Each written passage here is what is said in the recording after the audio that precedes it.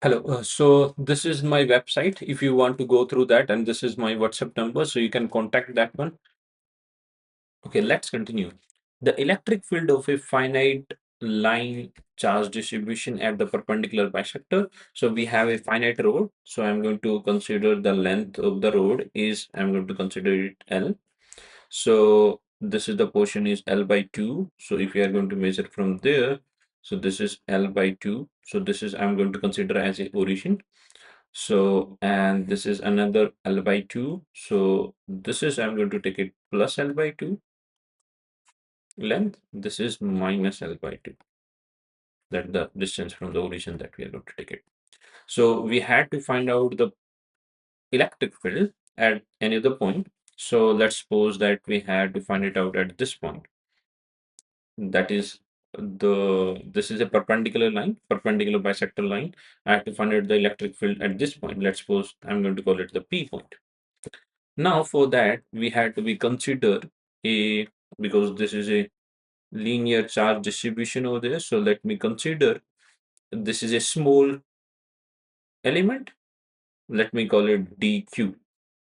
The small charge is the charge distribution. Length is dx. I'm going to come to that point. So this, let's suppose that from this distance is x. This is x on the one of the side I'm taking it right now. So due to this dq element, there will be the electric field at this point. So at this point, the electric field is at this point will be like this. So I'm going to call it, because this is dq element. Due to the dq element, we have the small de electric field component over there due to this one. So then I'm going to split that one. So basically, let's try to split it apart. So let's take the component of that. Let me define it. This is theta, and this is also with theta then. And if I try to take the component of that one, the component is going to be come out to be in this direction is dE cos theta in this direction, and in this direction the component is going to be come out to be dE sine theta component. And let me call it, this is x direction. Let me consider this is x, this is y. And okay, so this is dE x component, this is dE y component. And if I try to show to you, so because of the symmetry, I can take it the another element that is again at the x distance from there. So let me take it again the dq element that has the width of the dx, and due to that also the electric field will be at that point will be like this, de element. This is also theta because of the symmetry that I'm taking it. This is also theta. So due to that, again, it become double. So dE cos theta, and this is have the same magnitude because this is just a same distances that I'm going to take it. So let me call it this distance is r, and again this distance is x. At the P point that we taken it, let me take it that P point is some a distance from the this origin, a distance from there. So I can again take the component of that one, it become added up in this direction. So it get added up basically. But in this direction, it is just opposite of that. D is sine theta. Due to this element, the component is sine theta, and they are exactly opposite of each other. If they are opposite of each other, they will cancel out. In the same way, if I take the another dq element here, and due to that I try to find out the electric field, again I split it out. Again, there is a contradictory. There will be a dq element on the other side, and it will cancel out the effect of that one also in the x direction. So if I had to try to show to you, so you can think like this. This is dq element over there, and due to that we have the de element, and so if I take the component of that, this is dE y component, x component, and due to the symmetry, the mirror uh, element symmetry, I can take another element. And if you look at this carefully, they are canceling out. dE x component of the electric field is cancelling out with the y component is adding up every time. Okay, so this is another animation that I'm going to try to show to you by changing the parameters. So this is the component, and this is another component of the electric field due to this one. And let's try to figure it out. So if I'm going to change it every time, and the dq element, there is a opposite dq element that is going to be cancel out the effect of that one. So if I try to change the length of the road and something, so these are the bunch of the parameter I can change it. Even I change the a distances again every time. Look at that. X component is every time is canceling out. As you go further, this is the things are going to be as split it apart, they will always cancel out. If you think it in as 3D image, so this is the things are going to be vary. So every time, look at that. X component is every time, if you take it any of the DQ element, if you integrate that one, you will get the zero. I will come to that point. And the X component is adding out every time. So, so if I had to write the DQ element, uh, the distribution for that one, DE electric field, that is going to be come out to be, we are just interested in the magnitude, that is small electric field due to the dq charge is dq over r square. R is the distance, correct? So we can make use of that few the things. So let's try to find out apply the r is nothing but, because this is x, applying the Pythagoras theorem, this is going to become out to be x square plus a square. This is the r is the distance. If I had to substitute over there, so I can substitute component of that. X component, because x component is going to be cancelled. So x component, if I'm going to integrate, means the summation of all the x component in the x direction. So basically that is going to become out to be zero, because they are cancelling out due to the symmetry of that. But if I'm going to integrate that one, dEy component, that is integration of dE in the y direction, we have the cos theta component. So I'm going to write it cos theta. Do not, this is just double. I will come to that double point here something. So you can, if we had to integrate from 0 to plus L by 2, so you can just take the one of the side, and we make it double of that, because the length, total length is L. So if I take it from integration from this to this, due to the symmetry, you can find out the electric field due to the one of the side, and we can make double of that. So I can write like this, dE cos theta. I can take it double of that one when I'm going to integrate from 0 to L by 2, the integration from 0 to L by 2. So I can do that one. So I will come to that point by substituting that value. Before that, I have to find out the cos theta values, and we adjacent, that is A, that is A divided by the hypotenuse. Hypotenuse is this one. So x square plus a square. So that is the cos theta value that is going to be come out from there. More thing.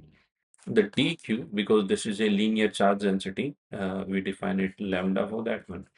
So this is dq by dx.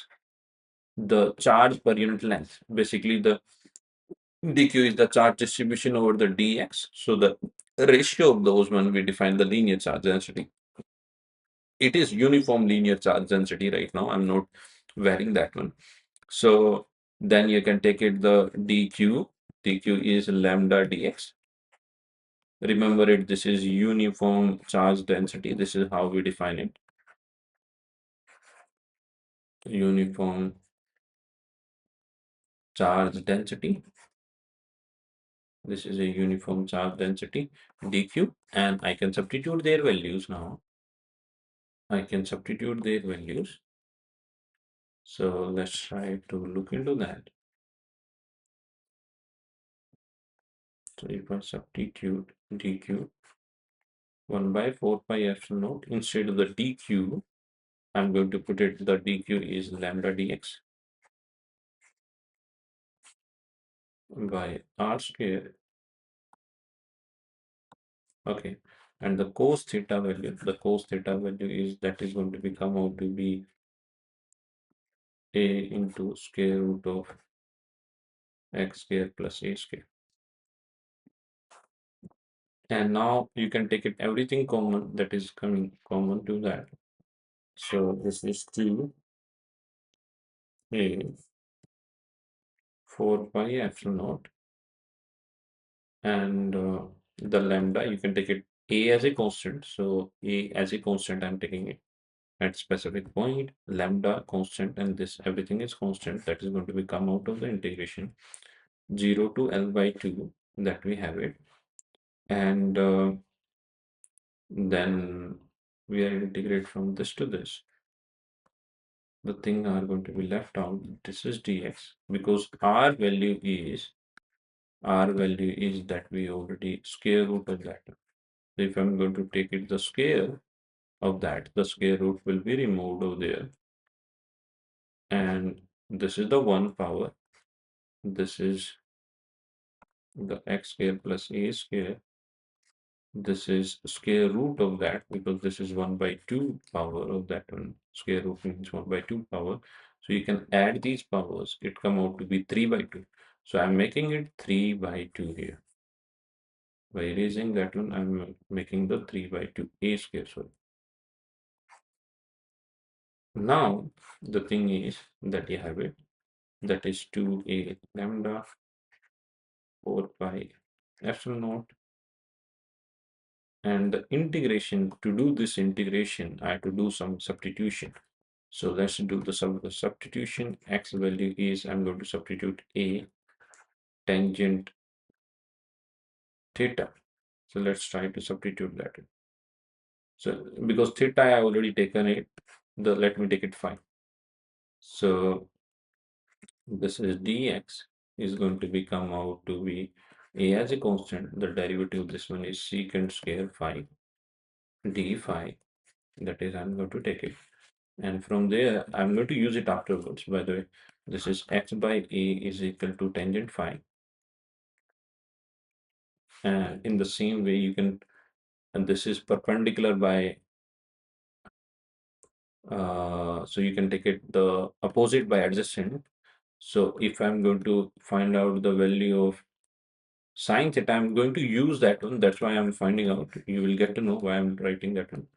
So this is sine theta value that is going to be come out from that. So if you make it the right angle triangle so that you can better understand it. So let me take it. This is phi. This is phi, sorry. This is opposite. This is adjacent. And this is hypotenuse. So the hypotenuse is going to become out to be x square plus a square. So if I'm going to find it out, the value for sine phi is going to become out to be opposite of hypotenuse. So this is the value that is going to be come out from that. So I'm going to use that one. That's why I'm putting. So now let's substitute the values. The limits are going to be changed, by the way, or we can substitute afterwards. So this is L by 2. So I'm not going to put it right now because the limit get changed as the this one's going to be changed. So for a moment, I'm not going to put the limits until unless I do not do the complete integration by substituting. Okay. So this is dx. Dx value is going to become out to be a secant square phi d phi, and this one is as I substituted that one.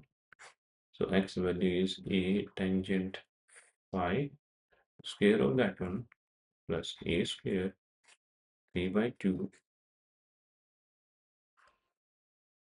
A square will cancel out basically. That is going to become out to be 4 pi epsilon naught, and this I'm not cancelling out this one.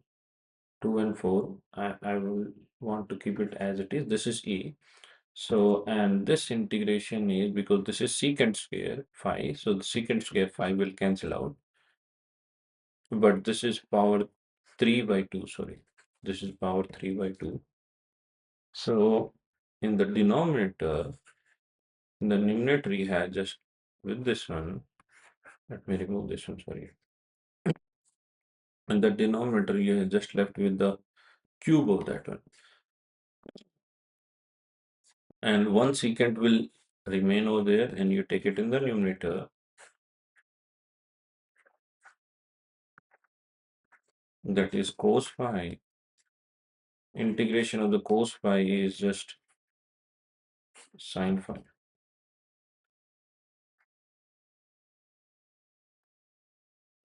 Cos phi is sine phi. And then I'm going to substitute that value that I find it out before. That is nothing but this is 4 pi epsilon naught a, and that is x square root of x square plus a square. This is that. The final expression that I'm going to write it like this. By the way, 1 by 4 pi epsilon naught is can be written as k value. So I can write it like this k. This is 1 by 4 pi epsilon naught is a k. So this is 2k lambda by a. And this expression is, I get it like this. X square plus a square. And to find out the net electric field, that is the square root of the magnitude of the net electric field, is x component plus y component of that one. Because x component is 0, so this is just left with the y component. So the net electric field expression, if I have to write that one for you, in the just come out to be in the y direction, and then the answer is 2k by this one, and xy square root of x square plus a square, that is going to be come out to be like that. So this is the expression that I get it. Whether this is x only, correct? Yeah, okay. This is because opposite by adjacent, correct? This is how we define it. Now let me assume few other things. Let's suppose that the road that we taken it, the road A is the distance, correct? So A is the distance where you want to find it out. A is the distance of that. And X is this, this, A is this. Let's suppose the X value is infinity, goes to the infinity. So what I can do is for that one is, if it is goes to the infinity, so for that I had to manipulate few of the things. So I can take it reciprocal of that one. So it come out to be in the denominator like this, x square term, like this. It is going to be come out to be 1. So I'm writing this is a 1. And if you substitute x tends to the infinity, this portion becomes 0. So it is 1, square root of 1 is 1. So as this expression goes to the 0, and it is just the electric field due to the infinite rod. And that we can do the derivation with the help of the Gauss law application also. You can apply that one, but it will also give the same result to you. This is 2k lambda by a.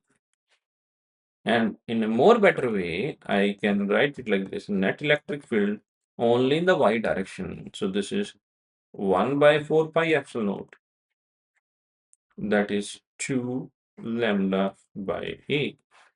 And if you look at this carefully, a is the distance of the road.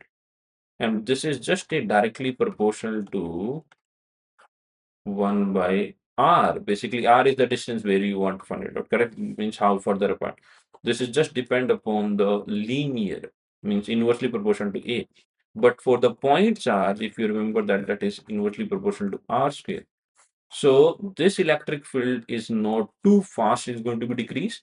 This is a, but this is too more faster that. So this is the field application, but you can do the same derivation with the help of the applying the Gauss law also. Thank you. If you have still the doubt, please let me know. So this is the whole conclusion is, let me show you again. So this is the portion is. By the way, I already done this for this one also. Electric field at this one also. So this is the whole story.